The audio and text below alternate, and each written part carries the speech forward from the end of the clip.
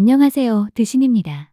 미지의 서울시파는 로사 할머니가 따뜻한 손길을 내민 미지와 호수의 도움으로 30년간 숨긴 자신의 이름을 되찾고 무거운 짐을 내려놓을 수 있었습니다. 기쁨도 잠시, 호수의 세상이 이명 뒤에 조용해지는 장면으로 끝을 맺어 시청자들을 충격에 빠뜨렸습니다. 작가님이 하나를 주고 하나를 앗아간 기분. 하지만 마지막에 나온 미지의 냥냥펀치 쿠키 영상은 해피엔딩을 기대해도 좋다는 메시지로 보였어요. 그럼 미지의 서울시파 내용 속으로 들어가 보시죠.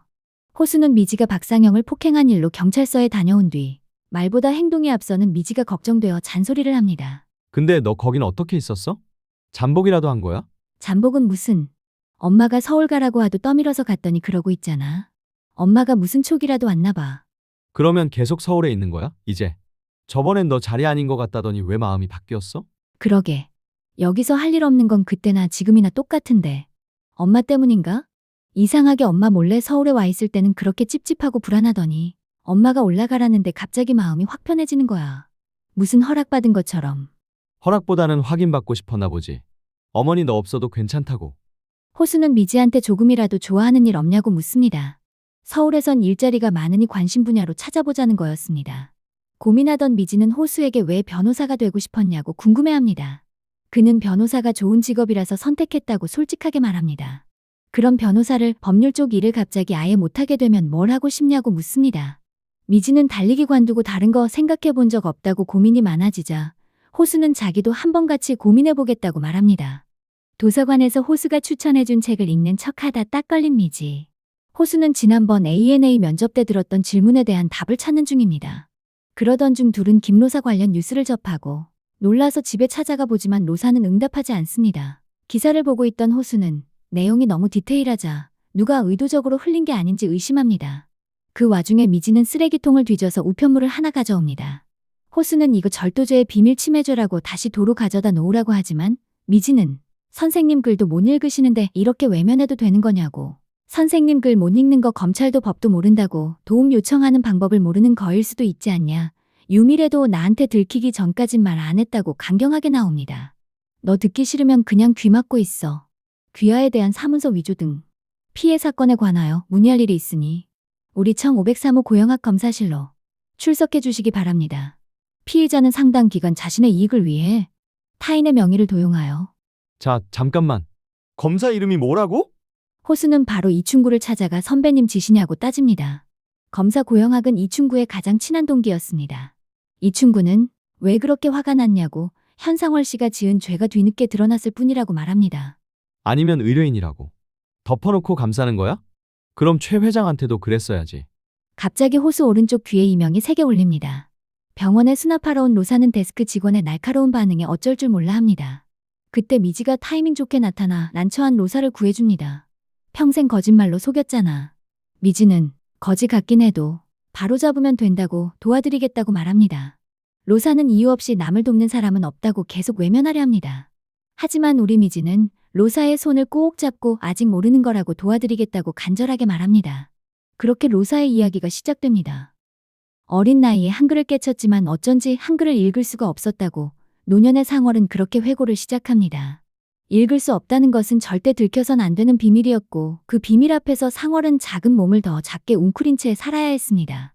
짧은 문장 하나 읽기 어려운 상월에게 로사는 처음으로 세상을 읽어준 사람이었고 로사의 문장이 곧 상월의 세상이었습니다.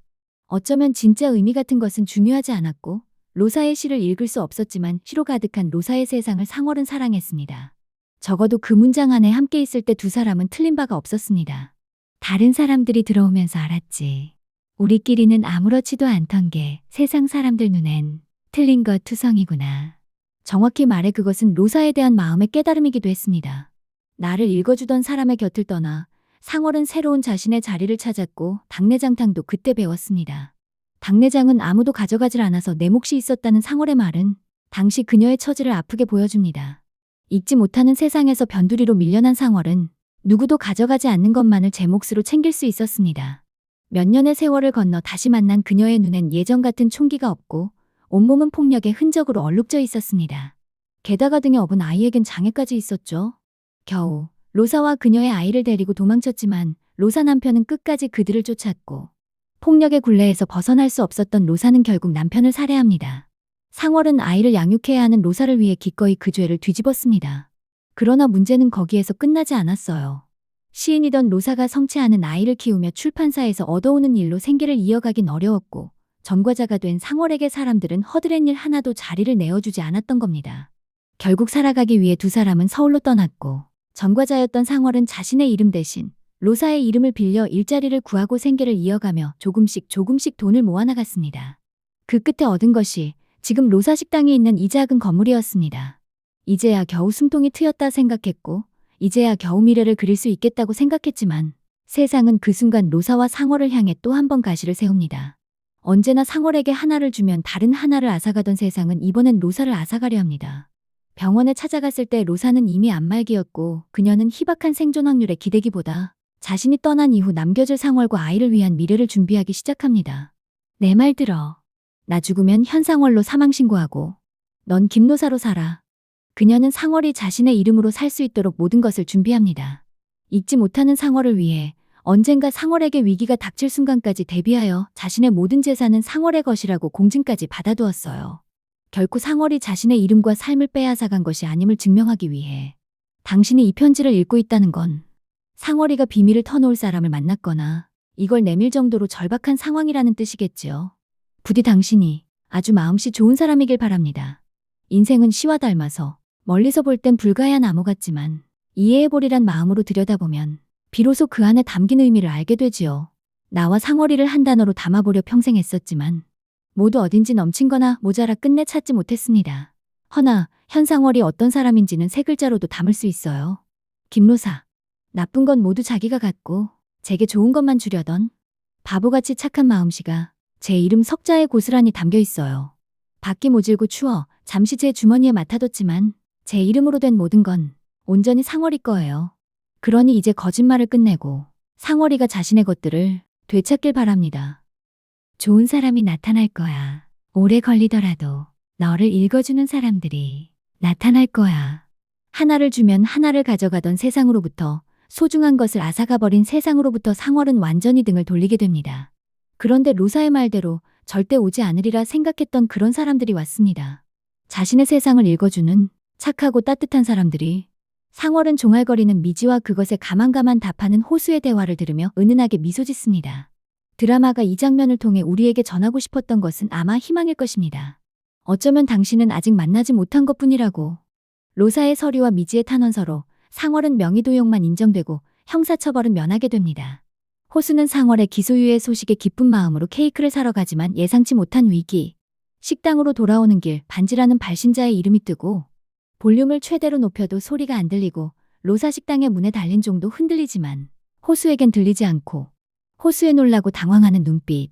식당에서 나온 미지의 말소리도 들리지 않자 미지에게 들킬까 티내지 않고 호수는 핑계를 대고 미지에게 케이크를 주고 뒤돌아 걸어 나오죠. 무너져 내린 듯한 슬픈 호수의 얼굴. 11화에서 귀를 검사하는 모습 돌발성 난청이라고 하는데요.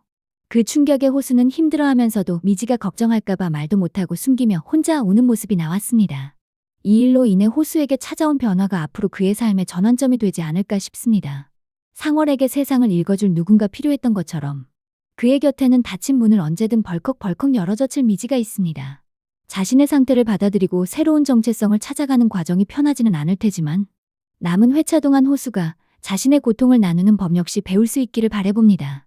자신이 상월에게 세상을 읽어주었듯 설령 자신의 세상이 침묵뿐인 순간이 와도 곁에서 그 세상을 설명해줄 누군가, 정막 속을 함께 걸어줄 누군가가 있다는 것을 깨닫게 되기를. 그리하여 걸어가는 미래에 함께라는 사실 하나로 조금 더 용기를 가져도 된다는 것을 알게 되기를. 이유 없이 남을 돕는 사람은 없어. 살면서 배운 건 그거 하나야.